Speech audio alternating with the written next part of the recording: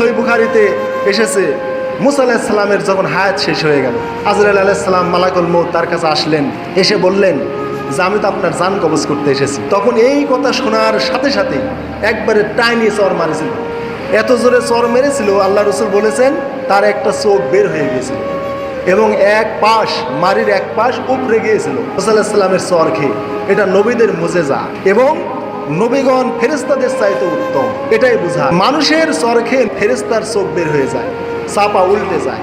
এর দ্বারা মানুষের মর্যাদা বোঝানো হয়েছে যে নবীগণের মর্যাদা ফেরেশতাদের মর্যাদার চাইতে অধিক। আল্লাহ তাআলা এত মর্যাদা দিয়ে আল্লাহ মানুষকে সৃষ্টি করেছেন। তাহলে যে আজরাইল আলাইহিস সালাম মালাকুল মউত মৃত্যুকে বহন করে নিয়ে আসেন, সেই ফেরেশতাকে চর মারেছে। এটা পৃথিবীর একটা বিরল ইতিহাস, মানুষকে শিক্ষা দেওয়ার জন্য আল্লাহ তাআলা এই কাজটি করেছেন। তো মৃত্যুর কথা শুনেই আজরাইলকে চর মারিছে, চর খায়া এক চোখ বের হয়ে গেছে, চাপা উল্টে গেছে, আল্লাহর কাছে চলে গেছে, আর জান কবজ করা হলো না, আহত হয়ে গেছে। আল্লাহ তো সব জানে, আল্লাহ আবার ঠিক করে দিলেন, দিয়ে বললেন যে আবার তুমি যাও।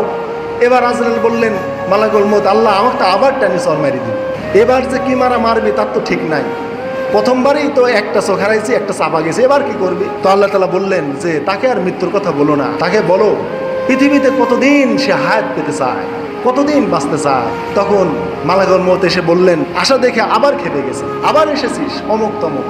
বললো যে থামেন থামেন, এবার আমি আপনার জান কবজে আসিনি, আপনাকে একটা আল্লাহর পক্ষ থেকে একটা ওয়াদার কথা বলতে এসেছি। সেটা হচ্ছে আপনি পৃথিবীতে যতদিন বাঁচতে চান আল্লাহ ততদিন আপনাকে বাঁচিয়ে রাখবেন।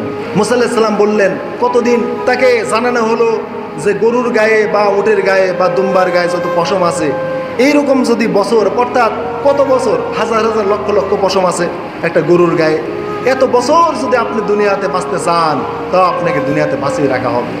মুসা আলাইহিস সালাম বললেন অত বছর হায়াত শেষ হলে কি হবে? বলতেছে সেই টাইমে আপনাকে মৃত্যুবরণ করতে হবে।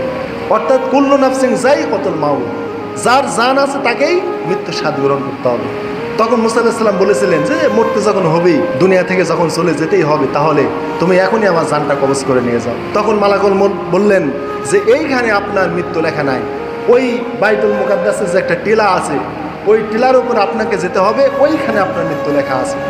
তখন মুসা আলাইহিস সালামকে নিয়ে মালাকুল মউত বাইতুল মুকাদ্দাসের ওই টিলার উপরে গেলেন, গিয়ে মুসা আলাইহিস সালামকে ফেলে দিয়ে ওইখানে জান কবজ নিয়ে চলে গেলেন। তাহলে মৃত্যু কত বড় ভয়ানক, এই জন্য মানুষ মৃত্যুবরণ করতে চায় না। মৃত্যু যখন দেখে, মৃত্যু যখন মালাকুল মউত নিয়ে আসে, তখন ওই মানুষটা ঘেমে যায়, তার চোখটা বড় হয়ে যায়, তার কলস কলস পানি দিলেও আর তার পিপাসা মেটে না। মৃত্যু এত বড় ভয়ানক জিনিস, এবং এই দুনিয়া থেকে কোনো মানুষই মরতে চায় না, নবীগণও মরতে চান নাই, আদম আলাইহিস সালাম মরতে চান নাই। এই জন্যই তো বলেছেন যে আমি তো আমার 40 বছর বয়স আমি কাউকে দেইনি। মুসা আলাইহিস সালাম তো এই জন্যেই মালাকুল মউতকে চর মেরেছেন, এই মৃত্যুর কথা শুনেই। মৃত্যু এত ভয়ানক।